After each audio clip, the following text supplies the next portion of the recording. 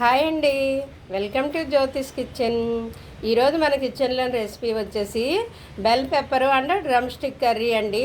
అదేనండి, క్యాప్సికము ములక్కాడ మనం గుడ్లేసి పులుసు పెడతామన్నమాట. ఈ కాంబినేషన్లో కర్రీ కూడా చాలా బాగుంటుందండి.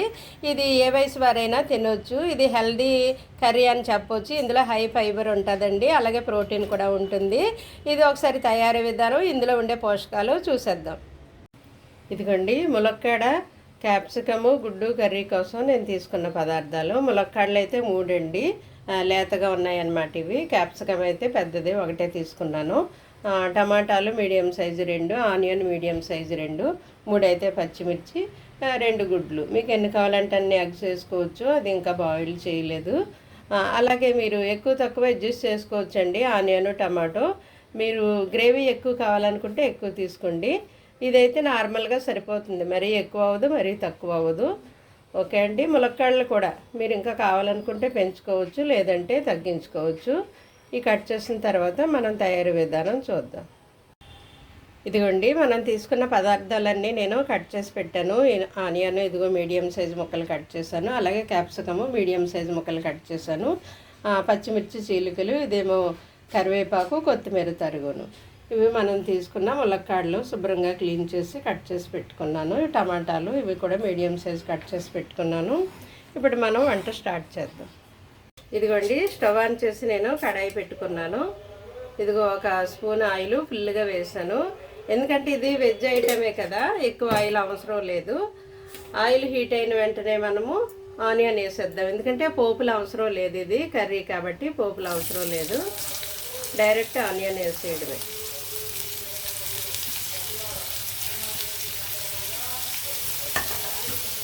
ఓకే అండి, ఆనియన్ ఎగరేద్దాం. మనం కొంచెం కలర్ మారే వరకు ఆనియన్ ఎగరేద్దామండి.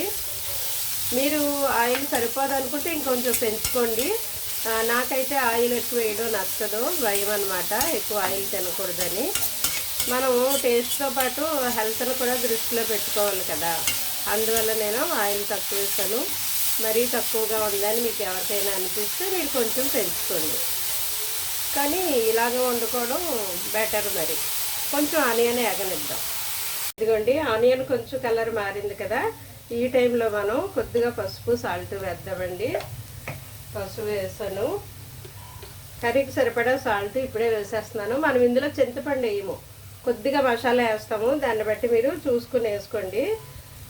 పులుపు ఎక్కువైతే, పులుపు వేస్తేనే కదా సాల్ట్ కొంచెం ఎక్కువ పడుతుంది. నేను పులుపు వేయట్లేదు, బాగోదండి. ఇందులో కొద్దిగా అల్లం వెల్లుల్లి పేస్ట్ వేస్తున్నాను. అల్లం వెల్లుల్లి పేస్ట్ మసాలా వేస్తామన్నమాట మనం ఇందులోను. చింతపండు బాగోదు క్యాప్సికంలోను, అంటే మనం ములక్కాడ ఒకటే వండుకుంటే చింతపండు వేయచ్చు, క్యాప్సికంలో చింతపండు టేస్ట్ బాగోదు. అందువల్ల నేను టమాటా, అల్లం వెల్లుల్లి పేస్ట్, మసాలా వేస్తున్నాను అనమాట. ఇది అల్లం వెల్లుల్లి పచ్చివాసన పోయే వరకు కొంచెం ఇలా యాగనిద్దాము.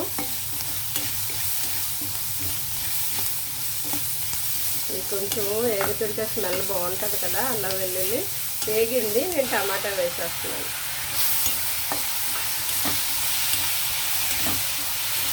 టమాటా కూడా కొంచెం బాగా మగ్గితే బాగుంటుంది, కొంచెం మగ్గనిద్దామండి కొద్దిగా. ఇదిగో టమాటాలు కొద్దిగా మగ్గాయి, ఇందులో జ్యూస్ బయటకు వస్తుంది కదా. ఇప్పుడు కొంచెం కారం వేసేద్దామండి, కూరకు సరిపడా కారం వేసేద్దాం.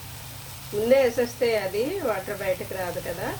ఇదిగో 1 స్పూను ఫుల్గా వేస్తున్నానండి. 1 స్పూను ఫుల్గా వేసి కొద్దిగా వేస్తున్నాను, కొంచెం అంటే పావు, 1 పావు వేసాను. నేను తీసుకున్న కూరగాయలకి ఇది ఇలా సరిపోతుంది అనమాట. మరీ స్పైసీగా కాదు, మరీ చప్పగా కాదు, సరిపోతుంది. కారం వేసిన తర్వాత ఒకసారి బాగా కలపాలి. కలిపిన తర్వాత మనం ఇవన్నీ ఒకసారి వేసేద్దామండి. ములక్కాడలు,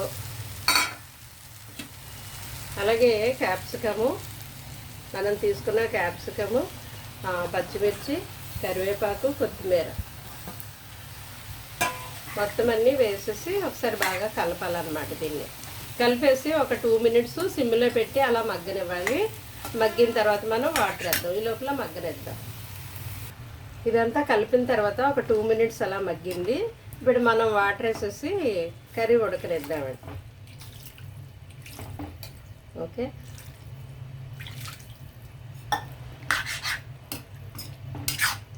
కొంచెం వాటర్ పడుతుంది. ఇప్పుడు మంట మీడియం ఫ్లేమ్లో పెట్టి మనం ఉడకనిద్దామండి. ఇంకా దగ్గరికి ఎగిరిపోయిందని దించే ముందు కొద్దిగా మసాలా పౌడర్ వేద్దామండి. మనం డ్రై రోస్ట్ చేసి మసాలాలు పౌడర్ చేసి నిల్వ ఉండేలాగా పెట్టుకున్నాం కదా, ఆ మసాలా పొడి, జీరా ధనియా పౌడరు ఇవన్నీ వేసి కొంచెం దగ్గరికి ఎగిరాక మనం ఎగ్స్ వేసి ఆపేయడమేనండి. అంతే, ఇందులో ఇంకా చింతపండు పులుపేమో అవసరం లేదు. ఓకే, ఉడకనిద్దాం. ఇప్పుడు మీడియం ఫ్లేమ్లో పెట్టి ఉడకనిద్దాం. ఇదిగో చూద్దామండి, కూర ఈ విధంగా దగ్గరికి ఎగిరిపోయింది. ఇవన్నీ ఉడికిపోయాయి అన్నమాట. ములక్కాడివి చాలా లేతాయి అన్నమాట. ఇదిగో చూసారు, ఎలా అంటే ఇది స్మాష్ అయిపోతుంది. అలా చిదిగిపోకూడదు, కాడలా ఉంటేనే బాగుంటుంది. అయితే ఇందులో మనం కొద్దిగా జీరా ధనియా పౌడర్ వేద్దామండి, ఒక 1/2 స్పూను. అలాగే కొద్దిగా మనం మసాలా రెడీ చేసి పెట్టుకున్నాం కదా, అది ఒక 1/2 స్పూను. కొద్దిగా కొత్తిమీర వేద్దామండి, కొంచెం కొత్తిమీర. ఇవన్నీ కలుపుదాం ఇప్పుడు.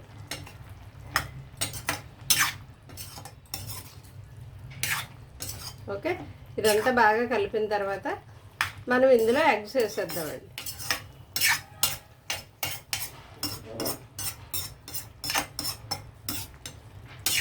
ఎగ్స్ ఘాట్లు పెట్టేసుకుని ఇందులో వేసేయడమే. ఇవన్నీ వేస్తాం కాబట్టి ఎగ్స్ కూడా ఇందులో పెట్టేసి మనం 1 మినిట్ అలాగా ఇవి ఇలా కిందకి నొక్కేసి, ఎందుకంటే ఈ పులుసు దీంట్లోకి లాక్కుంటే బాగుంటుంది కదా. జస్ట్ 1 మినిట్ అలా మగ్గనిచ్చి మనం ఆపేసి డిష్ అవుట్ చేసుకోవడమేనండి. అయిపోయింది. ఇంకా ఈ టైంలో మీరు సాల్ట్ చూసుకోండి, నాకైతే సరిపోతుంది, కరెక్ట్గానే వేసాను. ఇంకంతే అండి, వేయవలసినవి అన్నీ వేస్తాము. 1 మినిట్ ఆగిన తర్వాత మనం డిష్ అవుట్ చేద్దాం. ఇదిగోండి, వేడివేడిగా మన ములక్కాడ క్యాప్సికమ్ గుడ్డు కర్రీ రెడీ అయిపోయిందండి. ఇది ములక్కాడలోని పోషకాలు మనము తెలుసుకున్నాము ఇదివరకే, అయినప్పటికీ క్లుప్తంగా నేను చెప్తున్నానండి. ములక్కాడలో vitamin A, vitamin E, vitamin C, vitamin B6, B12 ఉంటాయండి. నియాసిన్, మినరల్స్, అలాగే కాల్షియము, పొటాషియము కూడా ఉంటాయటండి. ఇది ములక్కాడ రక్తాన్ని శుద్ధి చేస్తుంది, అలాగే రక్తహీనతను తగ్గిస్తుందండి. ఇది యాంటీబయాటిక్గా కూడా మనకి పనిచేస్తుంది అన్నమాట. అలాగే క్యాప్సికమ్ని బెల్ పెప్పర్ అని కూడా అంటారండి. ఇందులో కూడా విటమిన్ B6 ఎక్కువగా ఉంటుంది. ఇది కూడా మలబద్ధకం తగ్గిస్తుంది, ఫైబర్ ఎక్కువగా ఉంటుంది.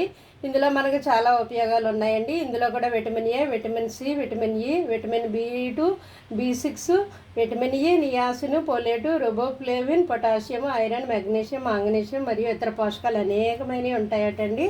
సో ఈ కాంబినేషన్లో కూడా మనం కర్రీ వండుకోవచ్చండి. మరిన్ని మంచి మంచి వంటల కోసం మీరు జ్యోతిష్ కిచెన్ చూస్తూ ఉండండి, లైక్ చేయండి, మీ ఫ్రెండ్స్కి మీరు షేర్ చేస్తూ ఉండండి. Thank you.